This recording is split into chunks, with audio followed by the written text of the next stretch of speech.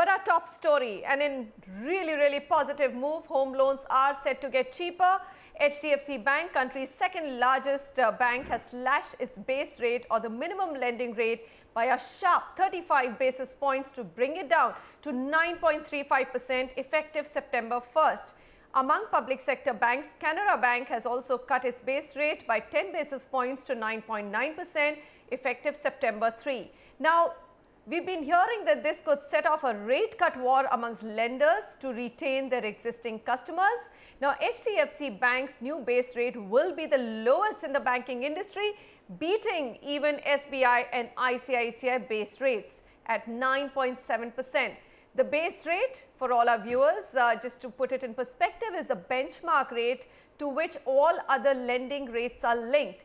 Now, what has really happened this year is that since January, the Reserve Bank has cut the key policy rates by 75 basis points.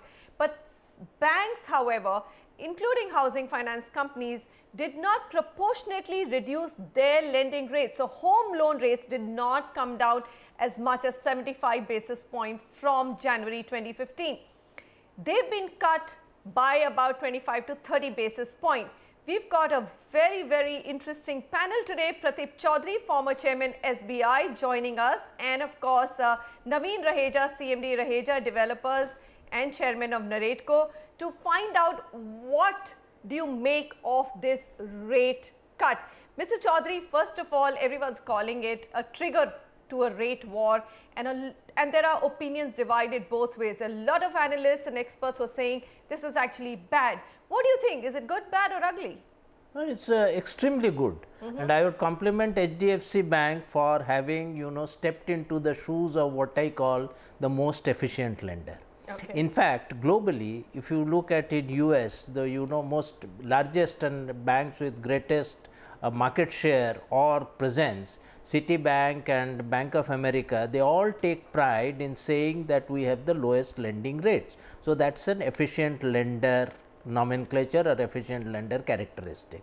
And I would expect, even particularly SBI, given its low average cost of funds, not to meekly surrender the leadership position, but to come out in the market and compete.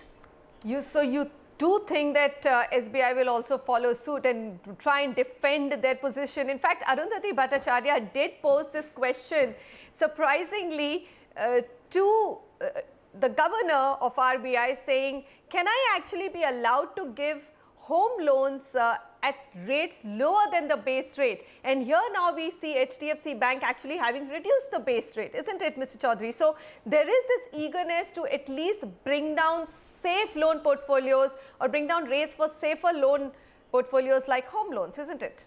Absolutely. In fact, why ask for the moon? Please do what is in your, reach.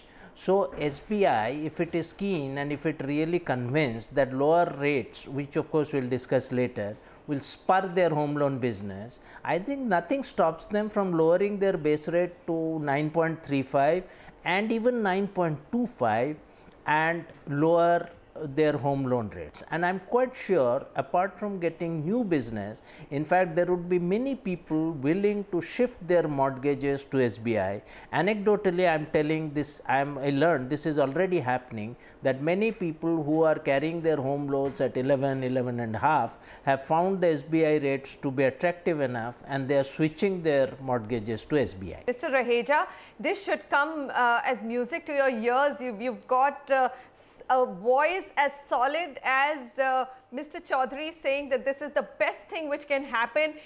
Developers such as you who are probably faced with the worst slowdown in home sales have been crying aloud, saying single digit, if you can bring down home loan rates to single digits, it can spur sales again. Do you believe now with 9.35 HDFC, most banks will follow suit, so you can assume home rates will come down to single digits? Is that, how good is that? I would say home buyers के लिए अच्छे दिन की शुरुआत हो गया है.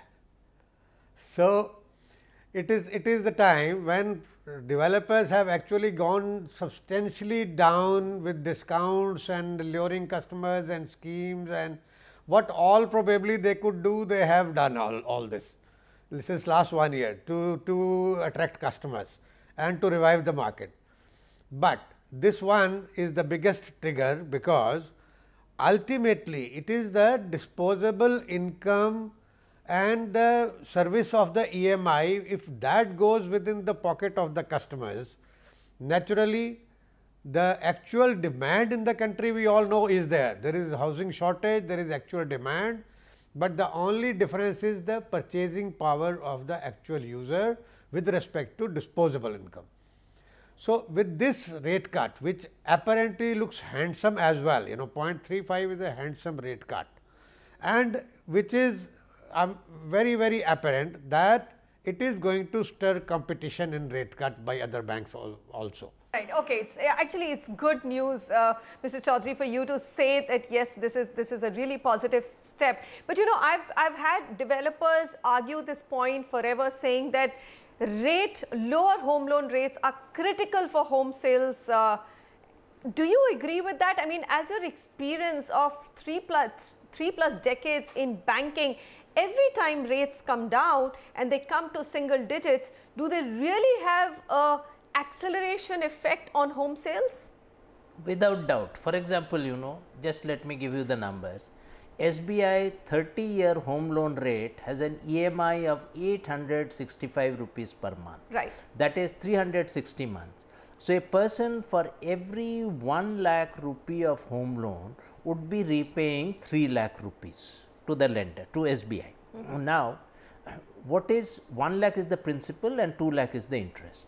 Now, by whatever mechanism, by cutting the cost for the banks or whatever, if this 3 lakhs gets compressed to 2,75,000, 2,50,000 or even 2 lakh, I am sure this is without any doubt, I think this is a no-brainer that it would lead to a spurt in home buying, which would lead to a spurt in home construction, and along with home buying you need all kinds of things like sanitary fitting, electric fitting, consumer durables, etc. Mr. Raheja, you did mention the fact, so everything that Mr. Chaudhary said, I think the policy makers, the bankers, it's all positive so far, but I just wanted to understand from you, there are markets, especially in NCR, which have actually hit a 60-month inventory overhang.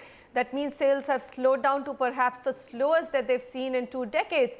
We've also heard the news, in fact, in a report by JLL India, that Bangalore, which is supposed to be a sane market, has climbed to number 2 position when it comes to inventory overhang, which is an end user driven market.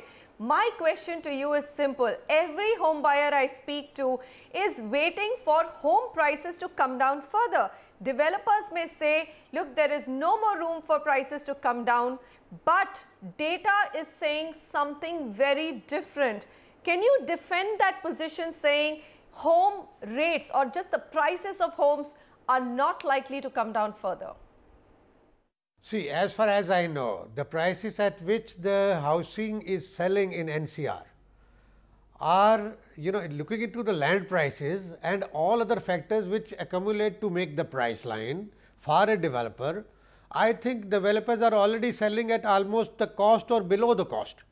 There is virtually no profitability now, because already the prices, the input prices, the cost of development, the cost of licensing, the cost of taking sanctions from more than 40-50 departments, and cost of money, all these factors combined together, there is absolutely no possibility of developers, as far as I can make calculations, discussing with all the developers, even discussing with our internal finance teams also, there is virtually no scope of reducing prices anymore.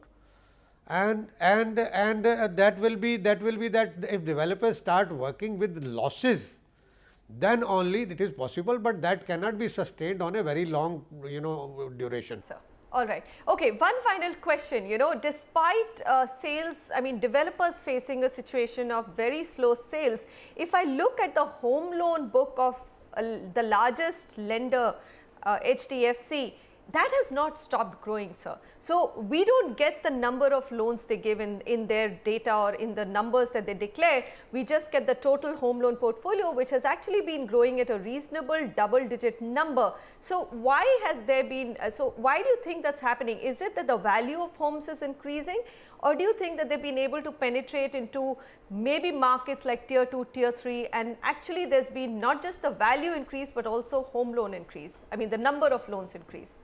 Question is to me? Yes. Okay, Manisha, I think I possibly would like to correct you here.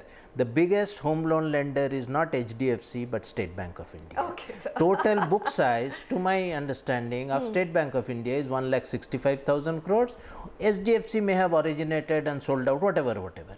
Now, the thing is that we have such a backlog of home ownership.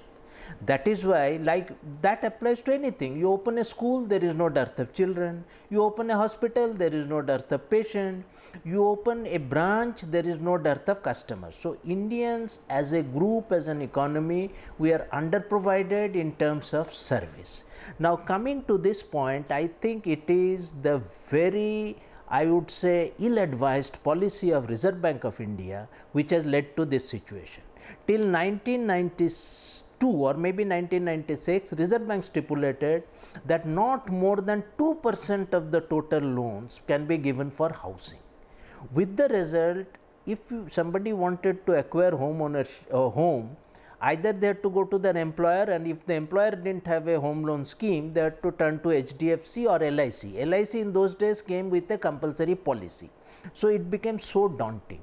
But ever since, banks have been allowed to lend for home loans. A, the portfolio experience is good, and secondly, it has led to relatively a large proliferation of home ownership. So this only proves that how short-sighted and how I think ill-advised and not in the interest of the common people policies can set the country back a few decades. Absolutely. So, well, let's just say that with HDFC Bank cutting rates and most other banks will follow, so will housing finance companies. We can just hope that the real estate sector per se will see a big revival in demand. Pradeep Chaudhary, Naveen Raheja, thank you gentlemen for joining us for this very important discussion.